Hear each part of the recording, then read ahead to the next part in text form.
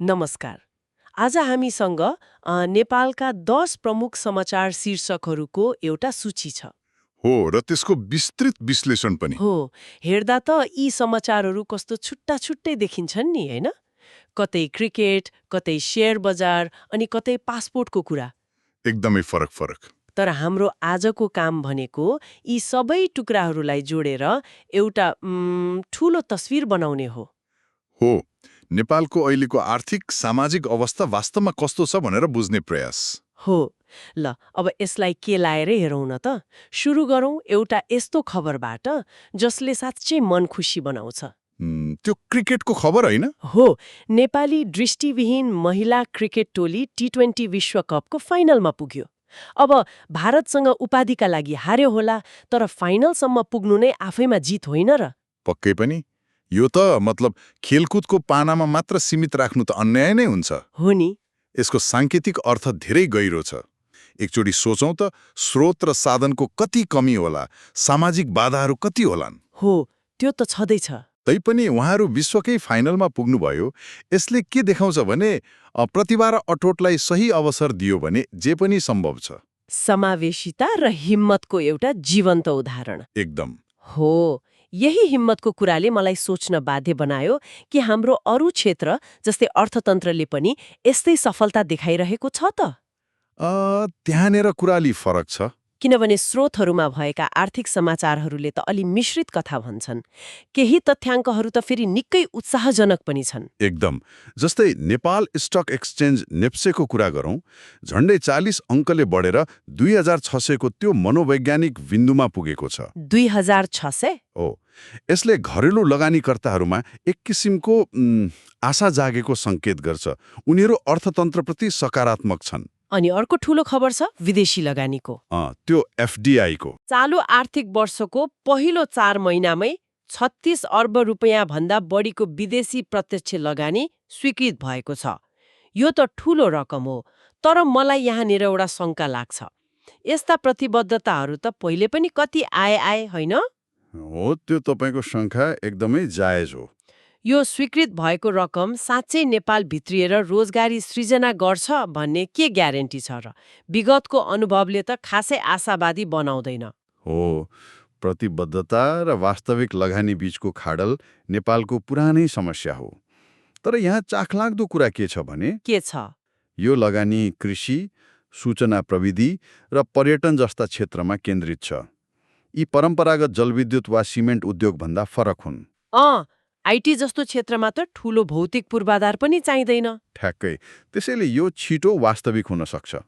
अब यो 36 अर्बको आधा रकम मात्रै पनि सही ठाउँमा आयो भने यसले अर्थतन्त्रलाई चलायमान बनाउन सक्छ। तर निगरानी र सहजीकरण त चाहियो। त्यो त अनिवार्य नै भयो। आर्थिक गतिविधिलाई लिएर अर्को एउटा रोचक खबर छ, मुस्ताङको कोराला नाकाबाट। त्यहाँबाट व्यापार र राजस्व दुवै बढेको छ रे। विशेष गरी विद्युतीय गाडीहरूको आयात बढेको छ। यो खबरलाई हामीले त्यत्तिकै हेरेर मात्रै भएन। यसको अब दुईटा महत्त्वपूर्ण पाटो छ है। जस्तै? पहिलो, यसले हाम्रो व्यापारिक निर्भरतालाई अलि विविधीकरण गर्न मद्दत गर्छ। हामी सधैँ दक्षिणी नाकाहरूमा बढी निर्भर छौँ, तर उत्तरी नाकाहरू पनि आर्थिक रूपमा सक्रिय हुँदैछन् भन्ने यो बलियो सङ्केत हो। तर एकछिनै, उत्तरी नाकाहरू राजनीतिक अनि मौसमको हिसाबले कतिको भर पर्दा हुन्छन् र? हिउँ पर्दा बन्द हुने वा कुनै सानो तनावमा ठप्प हुने जोखिम त सधैँ रहन्छ नि। जोखिम त पक्कै छ, तर विकल्पहरू तयार गर्नु नै रणनीतिको हिस्सा हो नि। पूर्ण रूपमा निर्भर हुनुभन्दा एउटा सानो तर सक्रिय विकल्प हुनु धेरै राम्रो हो। त्यो त हो। अनि दोस्रो र अझ महत्त्वपूर्ण कुरा, विद्युतीय गाडीको आयात बढ्नु। यसले देखाउँछ कि बजार स्वच्छ ऊर्जातर्फ आकर्षित भइरहेको छ। एकातिर व्यापार घाटा कम गर्न मद्दत गर्छ, अर्कोतिर वातावरण संरक्षणमा पनि सघाउँछ। ल, यो भयो राष्ट्रिय स्तरको एउटा आशावादी चित्र। नेप्से बढ्दैछ, एफडीआई आउने वाचा छ, नयाँ व्यापारिक नाका पनि सक्रिय हुँदैछ। माथिबाट हेर्दा तस्विर राम्रै देखिन्छ। तर जब हामी प्रदेशतिर नजर लगाउँछौँ, कथा पुरै फरक देखिन्छ। जस्तै लुम्बिनी प्रदेशको खबर हेरौँ न। त्यहाँको तथ्याङ्क त चालु आर्थिक वर्षको पहिलो 4 महिनामा राजस्व लक्ष्यको 9.25% मात्र सङ्कलन भएको छ। यो त कहाली लाग्दो आँकडा होइन र? यो एकदमै चिन्ताजनक अवस्था हो। यसले राष्ट्रिय आर्थिक नीति र स्थानीय वास्तविकता बीचको त्यो डरलाग्दो खाडललाई छर्लङ्ग पार्छ। 9.25% भनेको त? भनेको त प्रदेश सरकार लगभग फेल भएको अवस्था हो। यसको सिधा असर के हुन्छ भने प्रदेशले बनाएका विकासका योजनाहरू, चाहे त्यो सडक होस् वा अस्पताल, ती सबै कागजमै सीमित हुन्छन्। कर्मचारीलाई तलब खुवाउन पनि गाह्रो पर्ला। धौधौ पर्न सक्छ। यस्तो किन भयो होला? आर्थिक गतिविधि नै ठप्प भएको हो कि राजस्व सङ्कलन गर्ने संयन्त्र नै कमजोर छ? दुवै हुन सक्छ। अब संघीयतामा गए पनि राजस्व उठाउने मुख्य स्रोतहरू जस्तै भन्सार, आयकर, त्यो अझै पनि केन्द्रसँगै छ। हो। प्रदेशहरूको आफ्नो स्रोत सीमित छ। घर जग्गा कर, सवारी कर, यस्तै त हो। यदि आर्थिक मन्दीले घर जग्गा कारोबार र सवारी खरिद बिक्री नै कम भयो भने प्रदेशको आम्दानी स्वतः घट्छ। ठ्याक्कै। यसले हाम्रो संघीयताको वित्तीय मोडलमा नै केही गम्भीर संरचनात्मक समस्या छ कि भन्ने प्रश्न उठाउँछ। अनि गण्डकी प्रदेशको कथा त झनै अनौठो छ। त्यहाँको पनि छ। त्यहाँ चाउचाउ र बियर जस्ता वस्तुको उत्पादन त बढेको छ, तर उद्योगीहरूले ब्याङ्कबाट ऋण नै पाइरहेका छैनन् रे। हो, यहीँनिर हाम्रो अर्थतन्त्रको सबैभन्दा ठूलो विरोधाभास देखिन्छ। कसरी? गण्डकीको यो उदाहरणले के देखाउँछ भने बजारमा माग छ, उद्यमीहरू काम गर्न तयार छन्, तर हाम्रो वित्तीय प्रणालीले उनीहरूलाई साथ दिएको छैन। उत्पादन बढ्नु त राम्रो कुरा हो, तर ऋण नपाए उनीहरूले आफ्नो व्यवसाय कसरी टिकाउँछन्, कसरी विस्तार गर्छन्? त्यही त। बैंकहरू किन ऋण दिन हिचकिचाइरहेका छन्? सायद उनीहरू साना तथा मझोला उद्योगमा जोखिम देख्छन्, वा ऋणको प्रक्रिया यति झन्झटिलो छ कि सामान्य उद्यमीले त्यसलाई पार नै लगाउन सक्दैन। हो। कारण जेसुकै होस्, परिणाम एउटै हो। अर्थतन्त्रको इन्जिन चल्न खोजिरहेको छ, तर त्यसमा इन्धन मतलब पुँजीको अभाव छ। 1 मिनेट रोकिनुहोस्, मलाई यो कुराले पुरै अलमलमा पार्यो।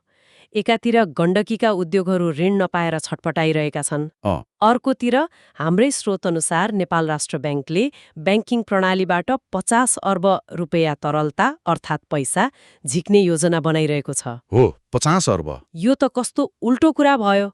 एकातिर पैसाको खडेरी छ, अर्कोतिर भएको पैसा पनि तानिँदैछ। यो त सामान्य मान्छेले बुझ्ने गाह्रो भयो नि। हो, यो सुन्दा निकै विरोधाभासपूर्ण लाग्छ र तपाईँको प्रश्न एकदमै सान्दर्भिक छ। यसलाई बुझ्न केन्द्रीय ब्याङ्कको दुविधालाई हेर्नुपर्छ।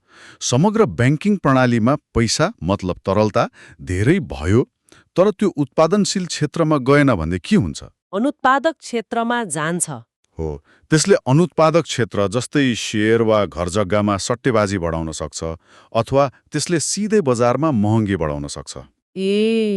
राष्ट्र ब्याङ्कको पहिलो चिन्ता भनेको वित्तीय स्थिरता र मूल्यवृद्धि नियन्त्रण हो। त्यसैले उनीहरूले समग्र प्रणालीमा भएको अतिरिक्त पैसा खिचेर महँगीको जोखिम कम गर्न खोजिरहेका छन्। तर त्यसको मार त गण्डकीको त्यो चाउचाउ फ्याक्ट्रीलाई परिरहेको छ नि। केन्द्रीय ब्याङ्कको ठूलो नीतिले भुइँतहको सानो उद्यमीलाई असर गरिरहेको देखियो। हो, ठ्याक्कै यही नै अहिलेको सबभन्दा ठूलो चुनौती हो। के यो दुई बीच सन्तुलन मिलाउने कुनै उपाय छैन? राष्ट्र ब्याङ्कले महँगी नियन्त्रण गर्ने आफ्नो जिम्मेवारी पूरा गरिरहेको छ, तर त्यस क्रममा उत्पादनशील क्षेत्रमा ऋण प्रवाह सुक्न दिनु हुँदैन। यसले के देखाउँछ भने हाम्रो मौद्रिक नीतिले भुइँतहको वास्तविकतालाई सूक्ष्म रूपमा सम्बोधन गर्न सकेको छैन। मतलब नीति बनाउनेहरू काठमाडौँमा बसेर समग्र तथ्याङ्क हेर्छन्। तर पोखराको एउटा उद्यमीको समस्या त्यो तथ्याङ्कमा देखिँदैन। यो खाडल पुर्नु नै अहिलेको आवश्यकता हो। त्यसो भए यो आर्थिक आशा र निराशाको बीचमा भविष्यको तयारी चाहिँ कस्तो देखिन्छ त? स्रोतहरूले केही ठूला र दीर्घकालीन पूर्वाधार आयोजनाहरूको पनि सङ्केत गरेका छन्। जस्तै पहिरोले थिलथिलो भएको बीपी राजमार्गको पुनर्निर्माण सुरु भएको छ। हो, र यो निकै महत्त्वपूर्ण छ। बीपी राजमार्ग भनेको पूर्वी नेपाललाई राजधानीसँग जोड्ने एउटा जीवनरेखा जस्तै हो नि। यसको पुनर्निर्माणले यात्रालाई सुरक्षित र छिटो बनाउँछ, जसले व्यापार र पर्यटन दुवैलाई फाइदा पुग्छ। तर यहाँ हामीले एउटा प्रश्न गर्नुपर्छ। के? यसको लागत करिब 8.5 अर्ब रुपियाँ छ। के यो लागत पारदर्शी छ र नेपालमा आयोजनाहरू समयमै नसकिने जुन पुरानो रोग छ, के यो आयोजना त्यसबाट मुक्त होला? काम सुरु हुनु राम्रो हो, तर समयमै गुणस्तरीय काम सम्पन्न हुनु झनै महत्त्वपूर्ण। एकदम। नागरिकको दैनिक जीवनसँग जोडिएको अर्को ठूलो समस्या थियो पासपोर्टको। त्योलाई कति ठूलो समस्या थियो? महिनौं पुर्नुपर्ने, कहिले प्रणाली बिग्रिने। तर अब फ्रान्सिसी कम्पनीसँग 7 लाख नयाँ पासपोर्ट ल्याउने सम्झौता भएको खबरले त धेरैलाई राहत देला नि। निश्चित रूपमा पासपोर्ट पाउनु नागरिकको अधिकार हो, तर यो एउटा ठूलो प्रशासनिक झन्झट बनेको थियो। हो, यसले विदेशमा रोजगारी वा पढ्न जाने हजारौं युवालाई प्रत्यक्ष असर पारेको थियो। यो सम्झौताले त्यो तत्कालको सङ्कटलाई त टार्छ, तर यसले हाम्रो सरकारी सेवा प्रवाह र व्यवस्थापनको क्षमतामाथि पनि प्रश्न उठाउँछ। भविष्यमा यस्तो सङ्कट फेरि नआओस् भनेर योजना बनाउन जरुरी छ। एकदमै जरुरी छ। पूर्वाधारकै कुरा गर्दा एउटा निकै भविष्यमुखी आयोजनाको पनि उल्लेख छ। विश्व ब्याङ्कको सहयोगमा उद्योगहरूलाई विद्युतीकरण गर्ने र प्रदूषण कम गर्ने परियोजना हो। यो कतिको महत्त्वपूर्ण छ? यदि हामीले सबै कुरालाई जोडेर हेर्ने हो भने यो सायद आज हामीले छलफल गरेका सबैभन्दा रणनीतिक आयोजना हो। यसलाई गण्डकीको त्यो ऋण नपाएको उद्योगसँग जोडेर हेरौँ न। अहिले हाम्रा धेरै उद्योगहरू महँगो डिजल वा अन्य प्रदूषक ऊर्जामा चलिरहेका छन्, हैन? हो, जसले उनीहरूको उत्पादन लागत बढाएको छ। हो। अब यदि हामीले उनीहरूलाई हाम्रो आफ्नै देशमा उत्पादित सस्तो जलविद्युतमा सार्न सक्यौं भने के हुन्छ? उनीहरूको उत्पादन लागत घट्छ, सामान सस्तो हुन्छ, अनि बजारमा प्रतिस्पर्धा गर्न सक्ने क्षमता बढ्छ। ए हो त। ठ्याक्कै। यसले एकातिर उद्योगलाई फाइदा हुन्छ, अर्कोतिर देशको व्यापार घाटा कम हुन्छ र वातावरण पनि सफा हुन्छ। यो त आर्थिक वृद्धिलाई वातावरणीय जिम्मेवारीसँग जोड्ने एउटा सुनौलो अवसर हो। यसले नेपालको औद्योगिक क्षेत्रको मुहार नै फेर्न सक्छ। तर फेरि पनि यो सफल हुनका लागि त्यही भुइँ तहका उद्योगसम्म पुँजी र प्रविधिको पहुँच सहज हुनुपर्छ। आजको छलफलले त साँच्चै एउटा जटिल तर स्पष्ट चित्र देखायो है। देखायो। एकातिर दृष्टिविहीन महिला क्रिकेट टोलीको सफलता जस्तो राष्ट्रिय गौरव छ, नेप्से र एफडीआईमा देखिएको जस्तो आर्थिक सुधारको आशा छ, र राजमार्ग, पासपोर्ट तथा ऊर्जामा भइरहेको जस्तो भविष्यका लागि ठूला योजनाहरू पनि छन्। हो, तर त्यो तस्विरको अर्को पाटो पनि उत्तिकै यथार्थ छ। जहाँ प्रदेश सरकार राजस्व उठाउन नसकेर छटपटाइरहेको छ, उद्यमीहरू ऋण नपाएर हात बाँडेर बस्नु बाध्य छन्, र केन्द्रीय ब्याङ्कको नीतिले अन्जानमै भए पनि भुइँतहको आर्थिक गतिविधिलाई निरुत्साहित गरिरहेको जस्तो देखिन्छ। हो। त्यसो भए यो सबैलाई हेर्दा हामीले आज केलाएका स्रोतहरूले नेपालको बारेमा के भनिरहेका छन् त? मेरो विचारमा यी स्रोतहरूले के भनिरहेका छन् भने नेपालमा ठूला नीति र सपनाहरूको कमी छैन। राष्ट्रिय स्तरमा योजनाहरू बनिरहेका छन्, प्रयास भइरहेको छ, तर त्यो राष्ट्रिय आकांक्षा र स्थानीय यथार्थ बीच एउटा ठूलो पर्खाल छ, एउटा खाडल छ। हो। हामीले सोच्नुपर्ने मूल प्रश्न यो हो, काठमाडौँमा बनेका ठूला आर्थिक रणनीतिहरू र गण्डकीको एउटा सानो उद्योगले भोगेको यथार्थ बीचको त्यो खाडललाई कसरी पुर्ने? जबसम्म केन्द्रका नीतिहरूले प्रदेश र स्थानीय तहका वास्तविक समस्यालाई सम्बोधन गर्दैनन्, तबसम्म विकासको प्रतिफल सबैसम्म समान रूपमा कसरी पुग्ला? यो नै आगामी दिनहरूमा हेर्न लायक विषय हुनेछ। हो, यो नै नेपालले सामना गर्ने सबैभन्दा महत्त्वपूर्ण चुनौती हुनेछ।